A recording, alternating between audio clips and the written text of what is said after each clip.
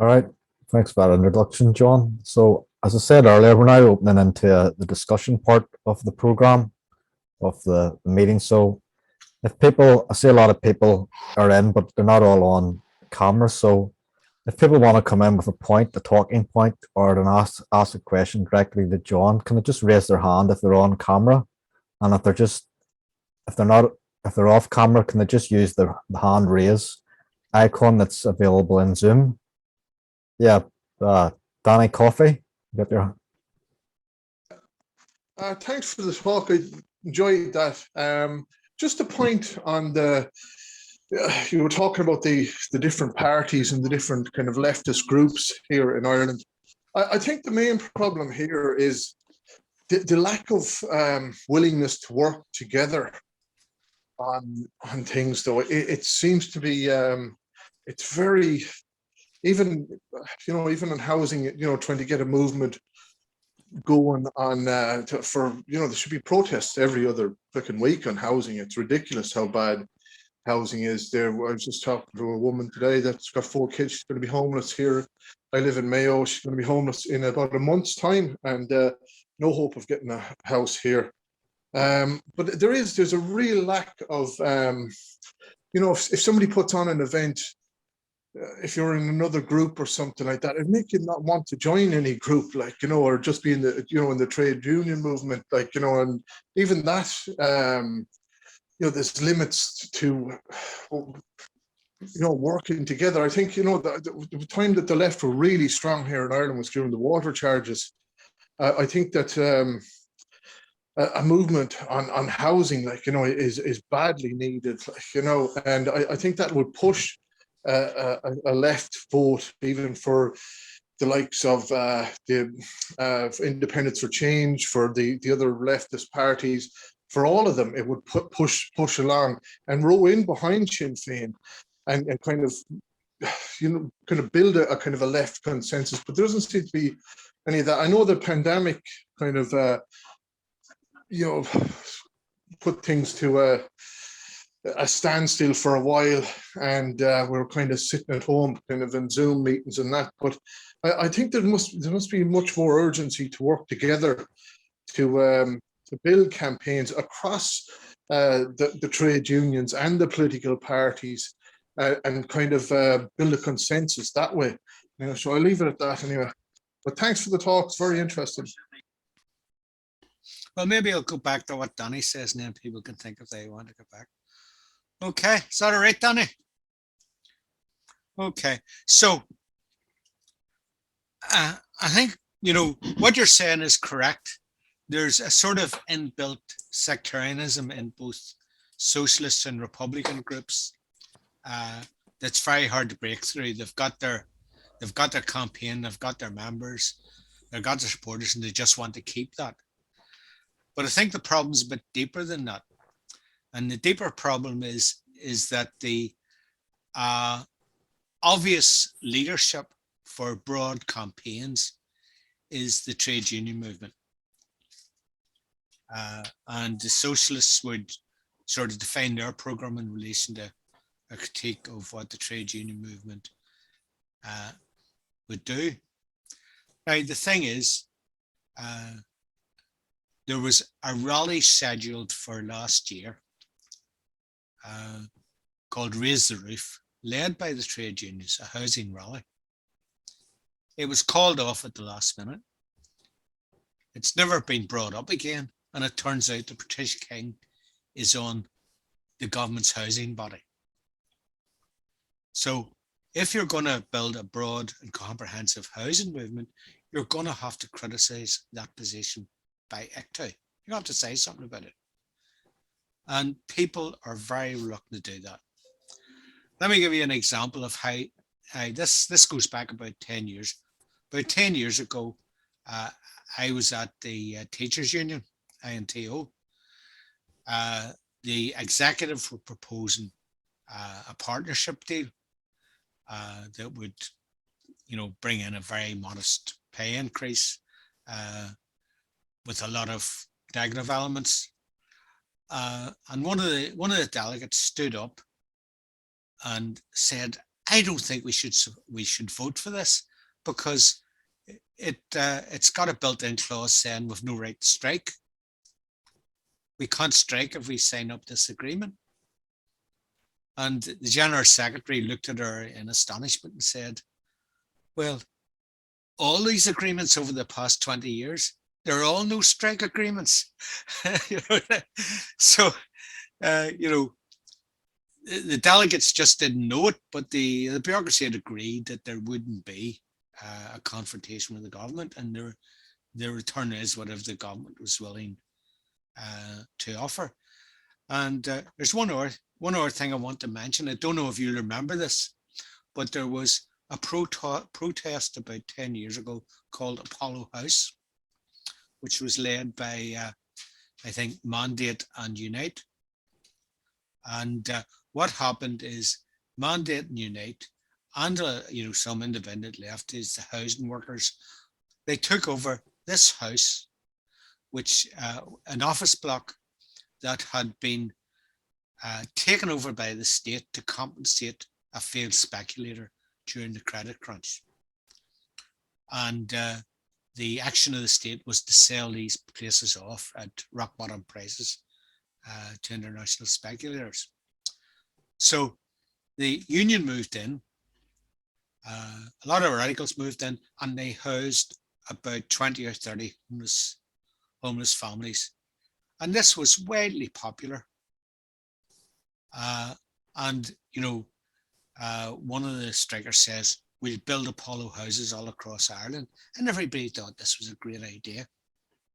Seize the property, which already belongs to us, which is ours. It's public property that we had to pay for out of our taxes to save the bankers.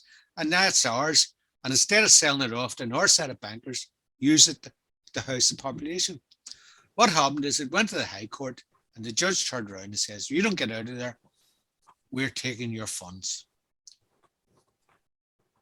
And as soon as the judge said that, the unions withdrew, and they've continued with housing campaigns, but the housing campaigns are at a much lower level. And in actual fact, there's things that break out that are part of housing, and they're worth remembering. There was essentially a pitched battle against bailiffs. I think it was in Kerry. And there was a mass occupation by students of flats in Dublin. But all these movements are left isolated unless somebody's going to say, we've got the wrong trade union leadership, we've got the wrong political leadership, and we're part of our struggle is to put together that thing, that leadership and that program.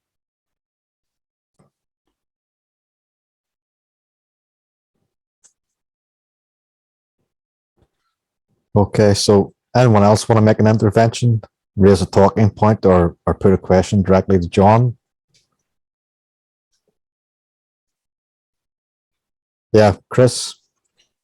Yeah, I would just like to ask John if he could go into a wee bit more detail on the prospects of the unionists actually bringing down the Stormont government, and the impact that would have on the struggle in the north, what it would do to Sinn Féin's vote, for example, if they didn't have a specific object for commandeering the entire nationalist vote in the north. If we could say something more on that.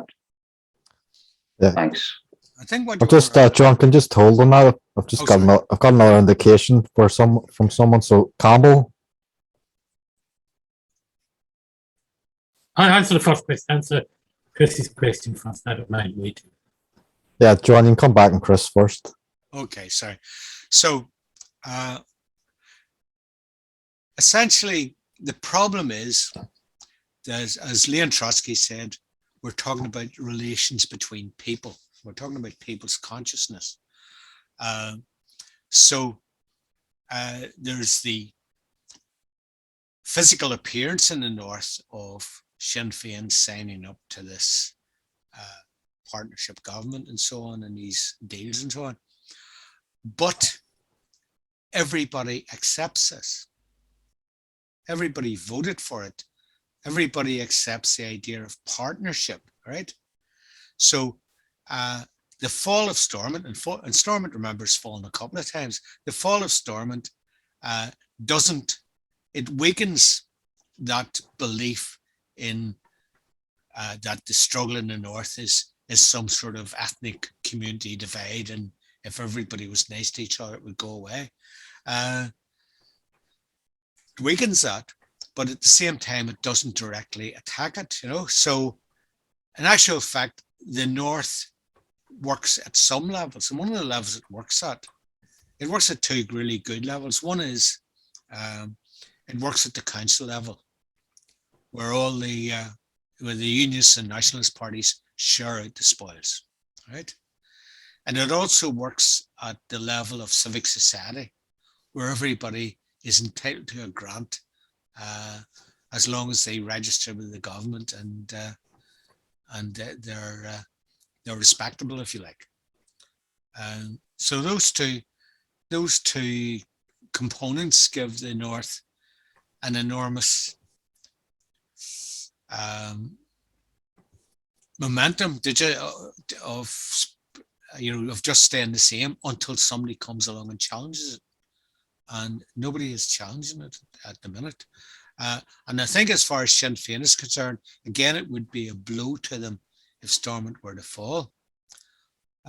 But their support in the South and the grudging sort of acceptance of the Irish bourgeoisie isn't based on them being in Stormont. It's based on them not doing something deliberately to wreck it, you know. So as long as there's peace in the north and Sinn Féin is enforcing that social peace, it will not seriously dent the latest test that they had to pass to be considered for the next government in Dublin was they had to say that they did not call for the abolition of the Special Criminal Court or the Offences Against the State Act. And given that institution, that law, is the central point around which Southern Ireland exposes itself as not a full democracy, the fact that they've endorsed that means they're a safe pair of hands. All right, Campbell. Well, yes, I mean, it is possible in the coming elections, north of the south, it's supposed to say, place in the north in May. Some people might say, well, yes, it is. I expect your criticism of the SWP and its front organisation, or its front organisation in the north, but people are valid. It does that necessarily really casting a critical vote for them, because in Britain, a lot of leftists traditionally would have cast a critical vote for the British Labour Party, even though they've got a lot of criticism. So I'm also only just found out a few minutes ago the IRSP, the Irish Republican Socialist Party, are standing in West Belfast. I expect they're pretty marginal, but is it possible to vote for them? Well,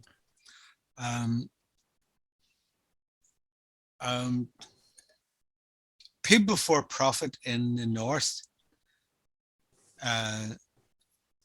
although it's sometimes quite careful in its language, is 100%. One of the things is it's quite closely aligned with the bureaucracy of Unison and Unite, and essentially does it mirrors their positions, and essentially their position is that you can bring about socialism if you elect enough socialists to storm it.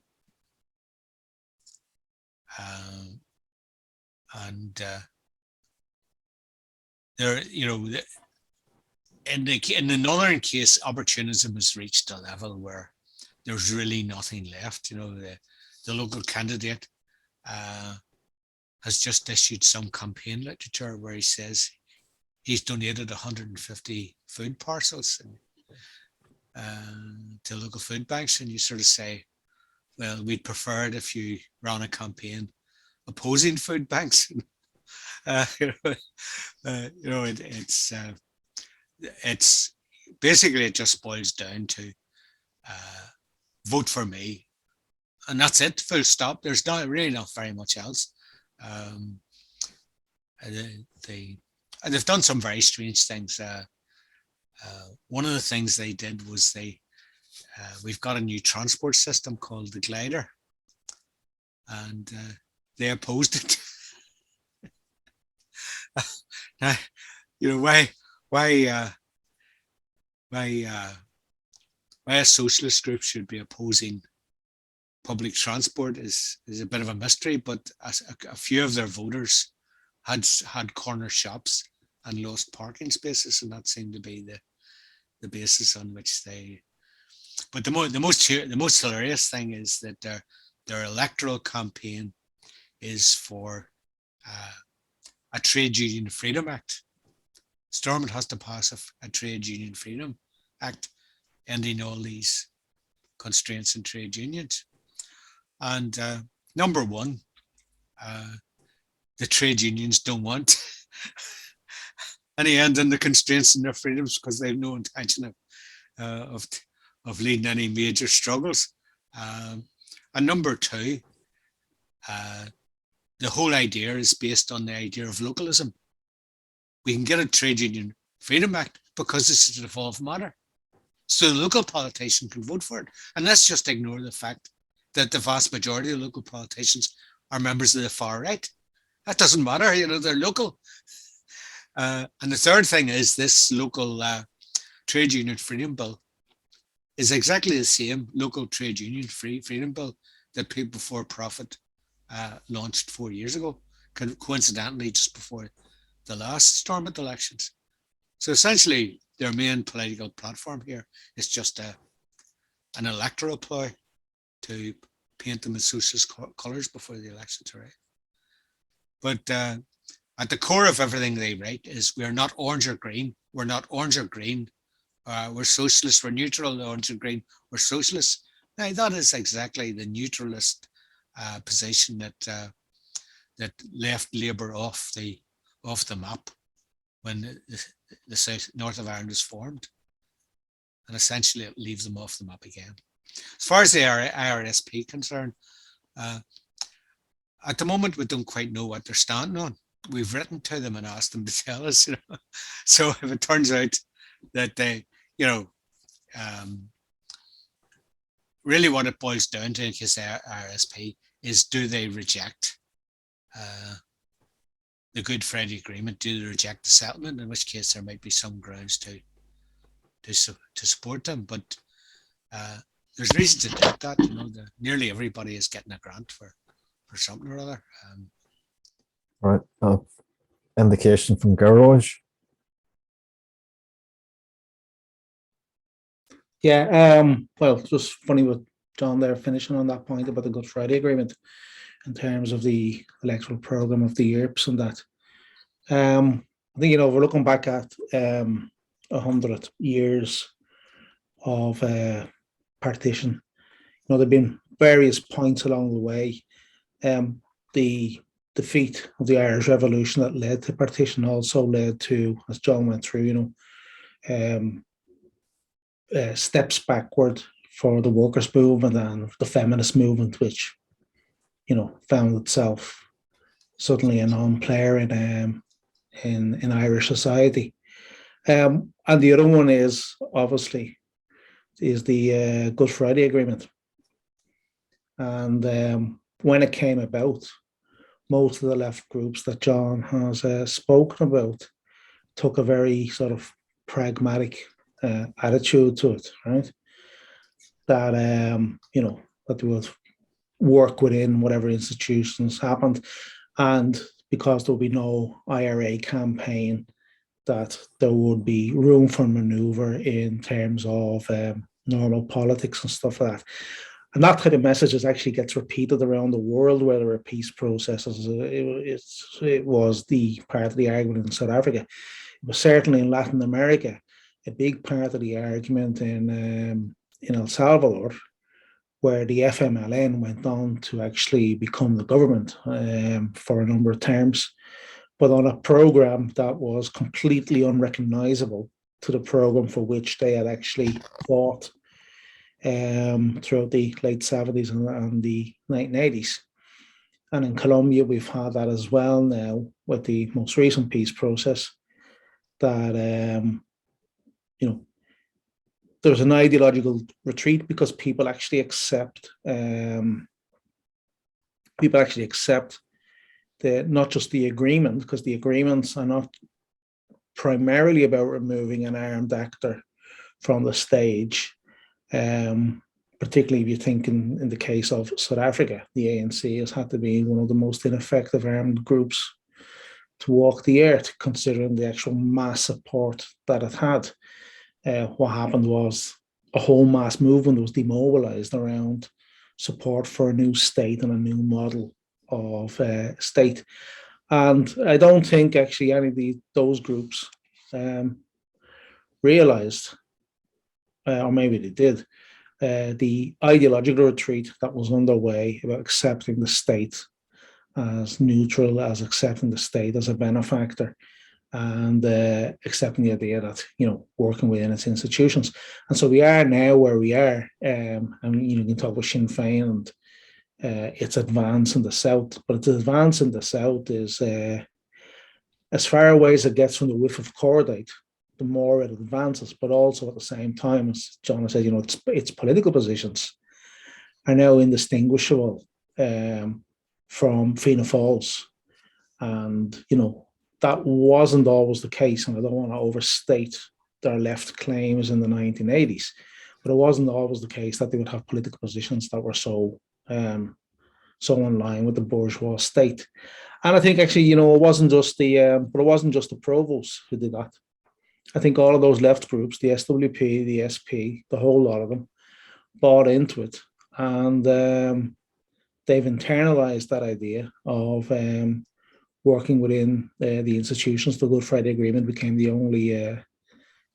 only show in town, and it's the one where you can now stand for election, and you can pretend to be socialist in a parliament where your socialism has it has no weight, not just because of the weighted voting mechanism within the parliament, but also because Stormont doesn't actually have any real power. There are town halls around the world have far greater real powers in terms of budget and expenditure than Stormont. I mean, some of you obviously know that I spent the last 16 years in Colombia. The city of Bogota has infinitely far greater political power than the Stormont Assembly, and so it's a sort of meaningless. It's sort of a meaningless setup. But I think all those left groups, with the ideological retreat that the Good Friday Agreement represented, that they bought into it, particularly in the case of the SWP. The SP, as John said, they were unionists, and they were already espousing the parliamentary right to socialism in various parts of the world, not just in Ireland. But they definitely bought into that. And,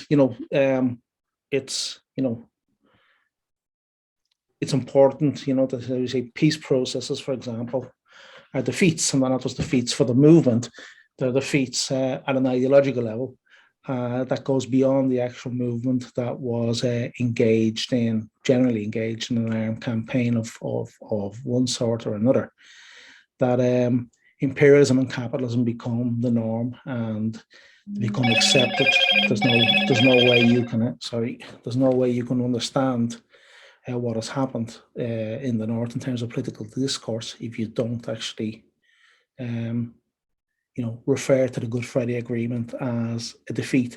And neither the SWP nor the SP actually do that.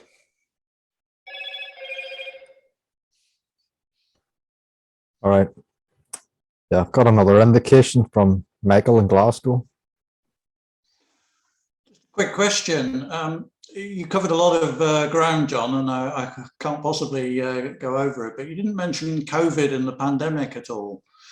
What impact do you think that's had on the whole question of partition? Because certainly from the outside, it's pretty obvious that it's been a major obstacle. Partition has been a major obstacle to dealing with the pandemic. Obviously, the fact that the island's divided into two states or two partial states, each of which are trying to maintain capitalism, has impacted quite heavily on the working class. But the very fact that it's two states just and is incapable of dealing with the issues of movement and permeability of the border does seem to me that it's certainly provoked some thinking about the nature of partition. And given that the COVID pandemic isn't going to be the last, it could be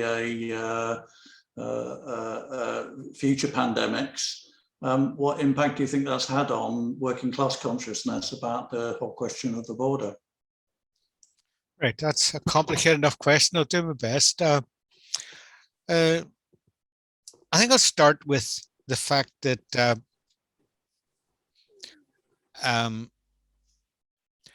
I can't remember the name of the doctor, but there was an epidemiologist, I think, in Edinburgh, who right at the start of the epidemic and today as well, kept shouting, why not close the sea border? Why not have an all-Ireland strategy? Why not try to defeat COVID as an island? And he's completely ignored. In fact, people got very angry with him because, of course, that was impossible. And the Good Friday Agreement, in a sense, made it impossible because we'd agreed to keep partition. And that was the foundation of all the political structures that now survived, right? I would say the South has managed better than the North. Essentially because of this sort of nationalist unity. There's a broad consensus within society. So whenever a strategy comes up, it's fairly largely accepted, right? Unfortunately, the Southern government, being a government of publicans and members of tourist boards and things like that, were never willing to cut off travel. And they were always anxious to open up the entertainment industry and the traveling as quickly as possible. So they've had about 3 iterations of, good, we've beat it.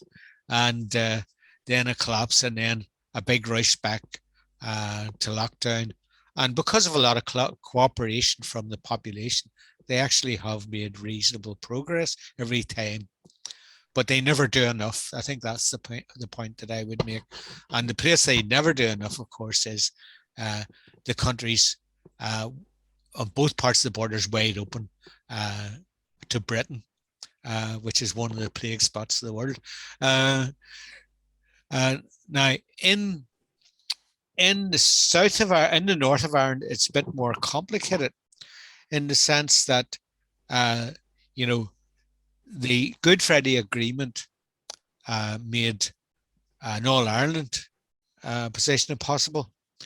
But the Good Friday Agreement also froze the political institutions in the north. Now, one of those, the main body in that institution is the DUP, which is essentially to the right of Donald Trump. So it's a hornet's nest of anti-vaccine, anti-masking, anti-anything,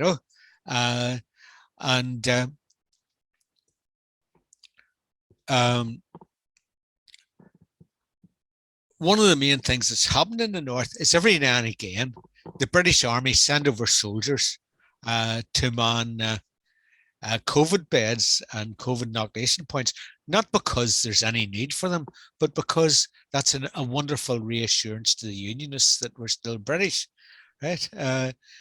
And and the Sinn Féin very carefully keep their mouths closed. So essentially the way things work is Sinn Féin meet with the DUP. They come to whatever agreement can be come to. Then they all march in step, saying as little as possible. And what's been agreed is extremely little. So essentially, COVID runs riot.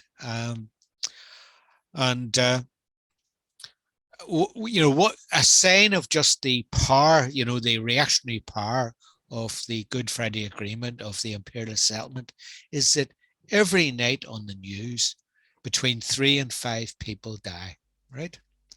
Every night news, another 3, another 5. One weekend it was 15, but it's every night. And this is a very small area.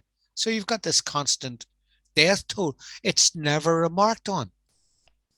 The local media, when there's a particularly bad outbreak, they'll go to the local hospital and saying, is this a bad outbreak? And the hospital say, yes, it's terrible. And then if there were any sort of news organization, they would be looking for a minister in the government, but they know better not. So they go down to the city centre and they say, what do you think about it? And everybody says, I think it's terrible. And then it's back to the next item on business. So there really isn't any political discussion. There's none. There's 2 other things I think I have to say about that. One is that immediately the COVID outbreak began, the trade union leadership disappeared.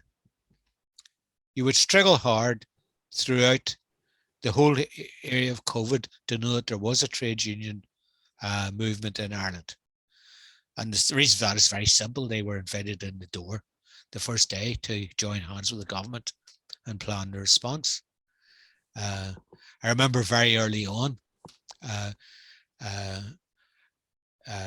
meat packers in one of the chicken factories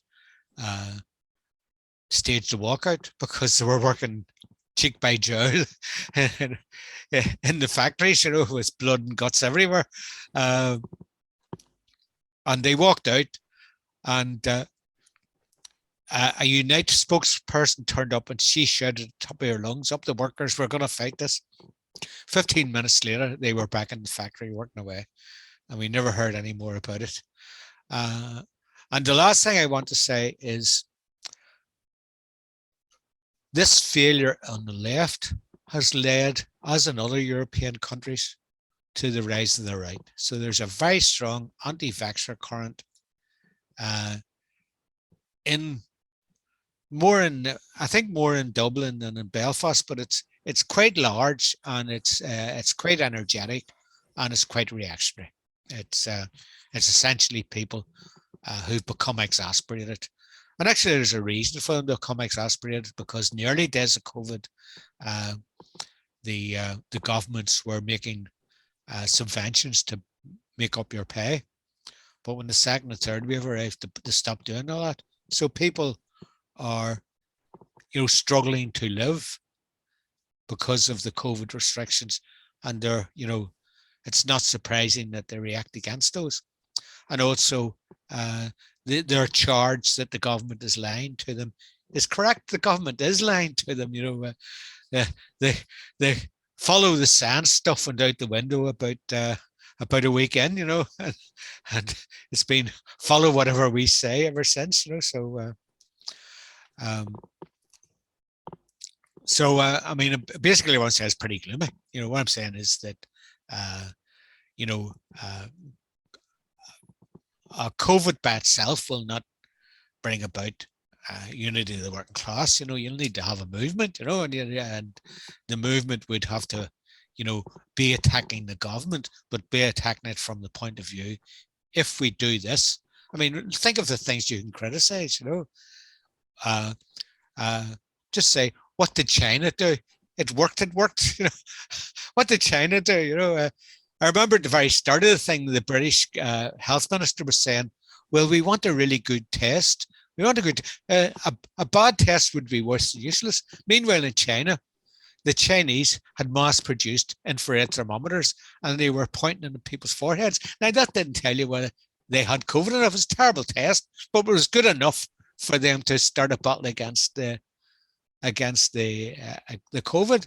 And the other thing that is, of course, there's two other things sticking out of my head, which is that the licenses should be made public. All through COVID, the main thing has been to boost up the profits of Big Pharma. And secondly, a COVID, you've got me started because I've got a bit of a scientific background. Vaccines should not be, vaccines are sort of add-on.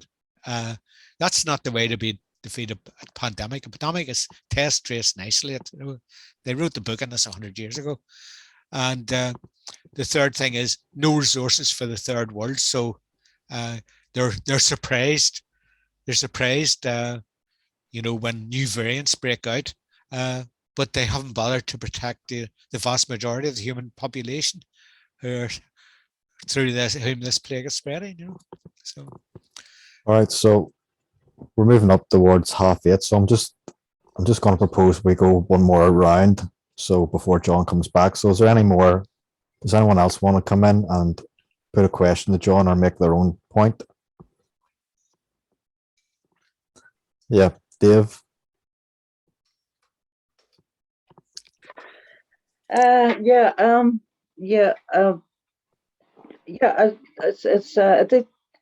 think basically, John's put forward the quite a good explanation of the legacy. I suppose this is actually about the legacy of partition, and the fact is we're talking about issues like COVID, and we're talking about economic issues in the north, and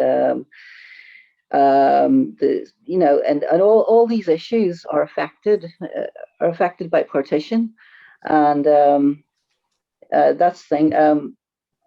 I think that's one of the important reasons for critique. It's very important, I think, in the politics of the North and the South, to have a critique. And although Socialist Democracy, we organise this meeting, obviously, it's a small group. I think one of the reasons why we are a small group is because we actually think that a critique of this situation is very important, because wherever you look, if you look at the state of the left, if you look at the state of the nationalist parties like Sinn Féin going into government, and they, in a way, the failure of their historical strategy, all these things come down to what happened with partition, and the fact that every single issue in this island is made a lot more difficult by that legacy of sectarianism, the carnival reaction, and I think a lot of the solutions that John has laid out, that NGOs and unions and left groups, they're all or the possibility of a Labour Party, which we don't have in Ireland. There are historical reasons for that as well. All these things are affected. So I think even though you might possibly read our website, and you'll probably see the importance we put to a critical standpoint on the situation in Ireland. But I think it's not just that we want the right analysis; it's that we think more people should be involved in making that critique, of saying, what's the problem here? What we need better organizations. And maybe I could ask a question to John. I would think that one thing which would be useful in politics in the north and the south would be a unity of the left, if it was a democratic organization. And could you possibly talk about the fact that why has that been so difficult to create some sort of broad group or a party of parties, which could be a democratic organization which could fight these campaigns. It doesn't actually exist.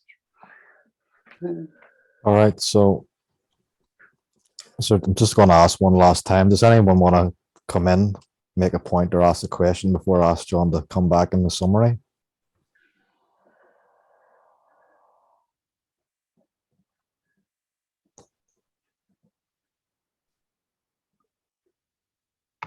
No. So I'm just Yes. yes, just one more person. Yep.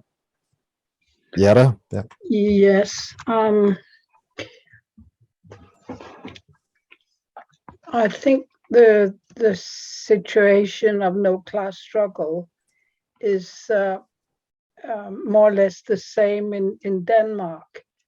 Of course, the situation is very, very different. But I want to point to two situations. One is we have just had a long strike of nurses.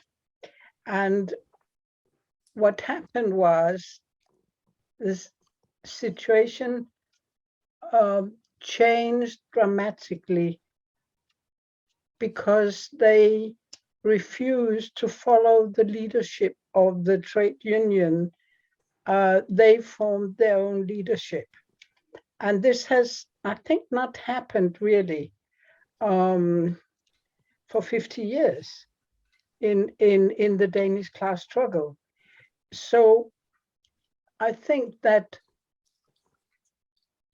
the point at which workers decide now it's enough, we want to take the struggle into our own hands. You cannot really predict this situation, but it does happen. That's one thing. And another thing is the government has attacked the universities very strongly. It's a social democratic minority government with the support from the left parties. And it has attacked the universities. There has been no move at the universities for years and years and years. Now, there's for the first time, it starts there's a mass demonstration in a few days, and suddenly the students, without their leadership from their organizations, start mobilizing from the ground. And I think this is going to happen in other places, because at some point workers realize they have no leadership, and the organizations claiming to be their leaders are actually counterproductive to the struggle. At this point, when just a small layer of workers understands this and grab this understanding, this consciousness, things are going to happen. And I think this will happen in all of Europe. This will happen. It has happened even in small passive Denmark, and it's going to happen in Ireland, in the north and in the south. And we don't know exactly when, but it's going to happen. So that was my my observation. Okay, so I've got another indication from Ron. Yeah. Well, I'd like to add an example from the U.S. in the same spirit that Yetta spoke of. Recently, the John Deere, which is large agricultural equipment manufacturing, it's very big industry in the U.S. When those workers went on strike, they rejected 2 contracts by the United Auto Workers bureaucracy. That's the same union that I belong to. And they struck to defend the pensions of younger workers. That was a very good sign because Ford, Chrysler, and GM gave up pensions for new hires with no fight whatsoever. It was like Obama said, we need this to stabilize the economy in 2009. And the union bureaucracy said, okay, no more retirement for new hires. But these workers turned down 2 contracts to defend the new hires. In a Kellogg strike, which is manufactures breakfast cereal on an industrial scale, in the big local in Michigan, the local president came out against his national leadership around the workers' demands. And the Volvo workers in Virginia turned down the management's offer twice. So there are signs of life, as Barbara said in the chat. Amazon workers and Starbucks workers are organizing. I don't mean that we've turned the corner, but these independent expressions of class struggle will continue to break out, and we need a left that can somehow help in uniting them. All right. Thanks, Val. So it's just coming up to 20 to 9. So at this point, I'm just going to ask John to come back and summarize and also to address some of the questions that were raised during the discussion.